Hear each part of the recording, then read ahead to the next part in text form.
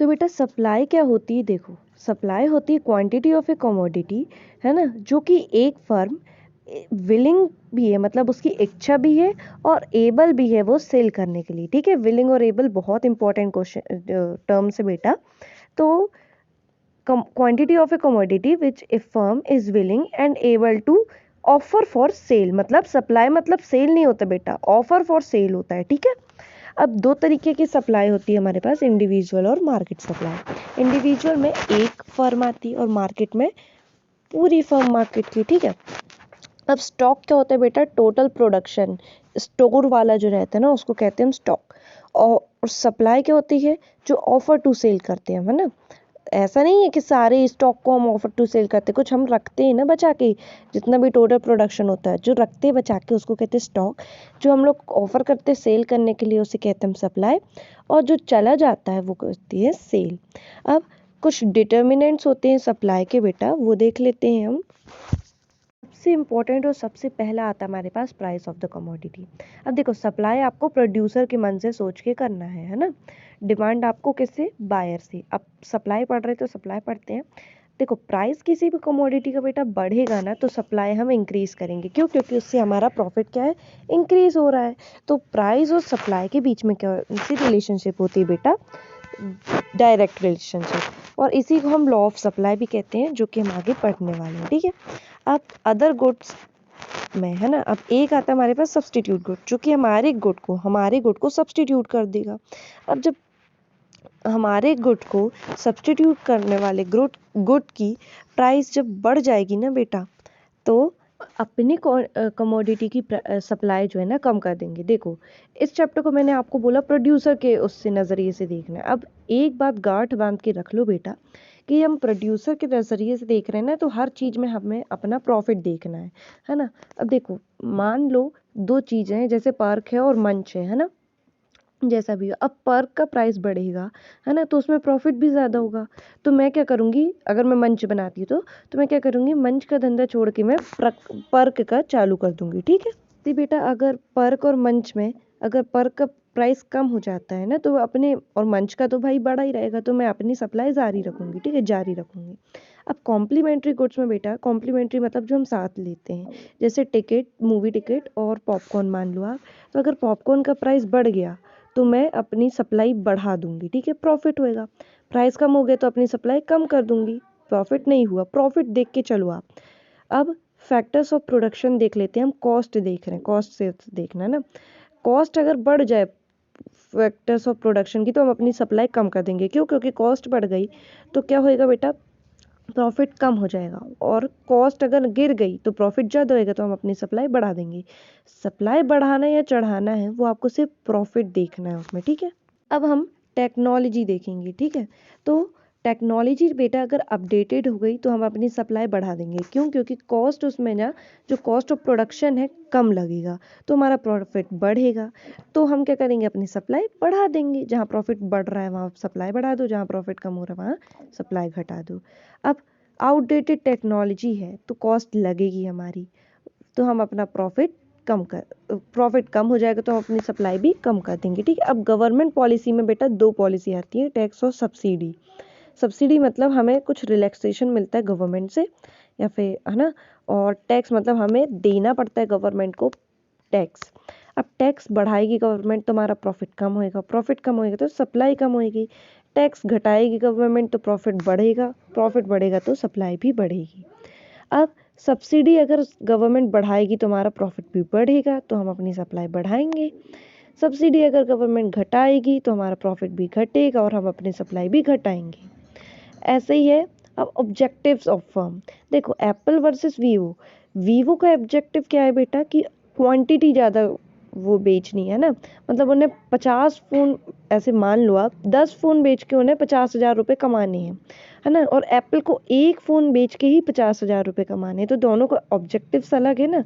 Apple हमें क्या देता है, क्वालिटी देता है, मतलब क्वालिटी देने की, सर्विस देने की सोचता है। लेकिन वीवो क्या है, इन लोग प्रॉफिट मैक्सिमाइजेशन सोचते हैं। लेकिन प्रॉफिट मैक्सिमाइजेशन सब सोचते हैं, लेकिन इन लोग क्वांटिटी वाइज करते हैं। और एप्पल अपना एक दो माल बेच के ही उतना कमा लेते हैं जितना इन लोग 4-5 बेच के कमाते हैं। ठीक है, अब नंबर ऑफ फर्म्स बेटा बढ़ेंगी तो हम अपनी सप्लाई भी बढ़ा देंगे, नंबर ऑफ फर्म्स कम होगी तो अपनी सप्लाई भी हम कम कर देंगे। फ्यूचर एक्सपेक्टेशन है बेटा अगर हमारी कि प्राइस है ना जो राइज होगा फ्यूचर में, अब प्राइस जो बढ़ेगा फ्यूचर में तो मैं अभी अपनी सप्लाई कम कर दूंगी। क्यों करूंगी कम? क्योंकि फ्यूचर में मेरे को ज़्यादा प्रॉफिट दिख रहा है भाई, प्राइस बढ़ेगा मेरी कमोडिटी का तो प्रॉफिट भी ज़्यादा होएगा, प्रॉफिट ज़्यादा होएगा तो मैं तब सेल करूंगी।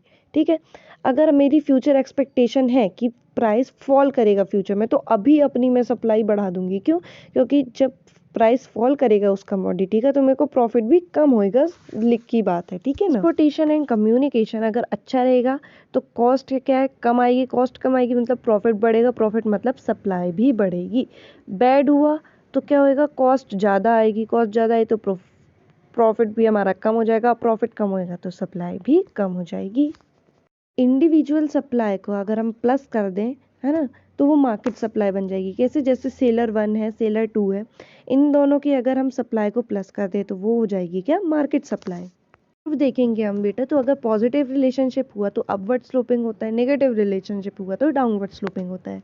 ये बात आपको पता रहनी चाहिए, है ना।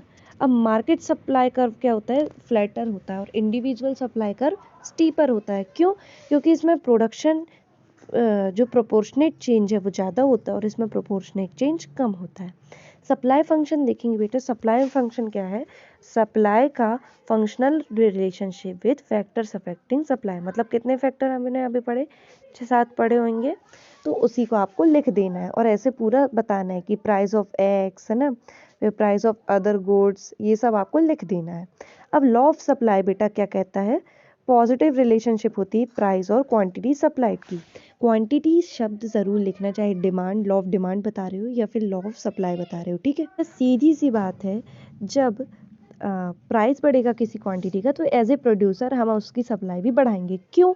वाई? क्योंकि प्रॉफिट मोटिव होता है किसी भी फर्म का, है ना, और change in number of firms और चेंज इन स्टॉक्स। ठीक है, ये आपको रटने वाली बात है, इसको मुझे भी नहीं समझ में आ रहा है। अब एक्सेप्शंस क्या होते हैं लॉ ऑफ सप्लाई के बेटा, एग्रीकल्चर गुड्स और पेरिशेबल मतलब जो खराब होने वाले सामान रहते हैं जैसे टमाटर वगैरह, है ना, रात में जाओगे सब्जी सस्ती मिलती है। क्यों? क्योंकि क्या बोलते हैं, वो खराब हो जाएगा, उन लोग से उन भले ही कम मिल रहा है प्रॉफिट, लेकिन क्या है, उन लोग अपनी सप्लाई बढ़ाएंगे। क्यों? क्योंकि वो खराब हो जाएगा तो भाई कुछ नहीं से तो कुछ ही सही अच्छा होता है ना। और क्या बेटा, बैकवर्ड कंट्रीज में आप जितना ही महंगा बेच लो या फिर जितना ही सस्ता मिल लो, है ना, अब बैकवर्ड है, वहाँ के लोगों के पास पैसा नहीं तो कहाँ से देंगे। फ्यूचर एक्सपेक्टेशन और रियर आर्टिकल्स में ये सब नहीं चलता है। अब चेंज इन सप्लाई पढ़ेंगे हम, दो तरीके से चेंज होता है बेटा, तो प्राइस की वजह से या तो अदर फैक्टर्स की वजह से। अब प्राइस से की वजह से होएगा तो चेंज इन क्वांटिटी सप्लाइड कहेंगे हम, और अदर फैक्टर्स से होएगा तो चेंज इन सप्लाई कहेंगे। अब प्राइस की वजह से होएगा तो मूवमेंट होएगा। ठीक है, और सप्लाई अगर इसकी अदर फैक्टर्स की वजह से होगा तो शिफ्ट कहेंगे हम।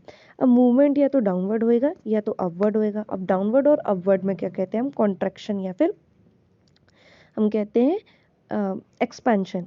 एक्सपेंशन भैया नाम से पता चल रहा है कि जब चीज़ें बढ़ेंगी, जब सप्लाई बढ़ेगी, है ना, with rise in price when we increase supply, expansion होता है। ठीक है, और मूवमेंट क्यों बेटा, दो सप्लाई कर्व बनते हैं। अब सप्लाई कर्व हमें पता है कि कैसा रहता है, अपवर्ड स्लोपिंग होता है ना, तो हम एक ही सप्लाई कर्व बनाएंगे, लेकिन क्या होएगा बेटा, इसमें पूरा का पूरा सप्लाई कर्व उठ के दूसरी जगह चल, क्योंकि यहाँ पे प्राइस और क्वांटिटी दोनों में चेंज आ रहा है ना, तो यहाँ पे ऊपर उठेगा और यहाँ से भी ऊपर उठेगा, या तो यहाँ से नीचे आएगा तो और यहाँ से भी नीचे आएगा, जैसे आप देख सकते हैं, है ना।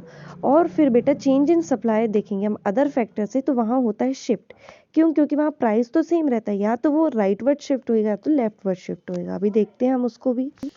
अब देखो बेटा, ये शिफ्ट हो रहा है ना, प्राइस कांस्टेंट है हमारा, ठीक है, देखो दोनों में, लेकिन एक में क्या है, सप्लाई बढ़ रही है ड्यू टू अदर फैक्टर्स। मान लो फैशन में आ गया, चेंज आ गया, फैशन आ गया, है ना, तो क्या हुआ, हमारी सप्लाई बढ़ गई। अब फैशन चला गया तो सप्लाई कम हो गई, वेदर आ गया, सीजन आ गया तो सप्लाई बढ़ गई। वेदर सीजन अगर हट गया तो सप्लाई कम हो गई। अब कम होगी तो लेफ्टवर्ड शिफ्ट होएगा और ज़्यादा होगी तो राइटवर्ड शिफ्ट होएगा। बस बेटा चैप्टर ख़त्म हुआ। बस एक बात ध्यान रखना, शिफ्ट कब होता है? जब प्राइस में नो चेंज आता हो और अदर फैक्टर्स की वजह से होता हो, और राइटवर्ड और लेफ्टवर्ड होता है ना। प्राइस की वजह से क्या होएगा? मूवमेंट होएगा, मतलब पूरा का पूरा ग्राफ या तो ऊपर चला जाएगा तो नीचे आ जाएगा, ऊपर को एक्सपेंशन नीचे को कॉन्ट्रैक्शन। ये प्राइस की वजह से होता है, ठीक है।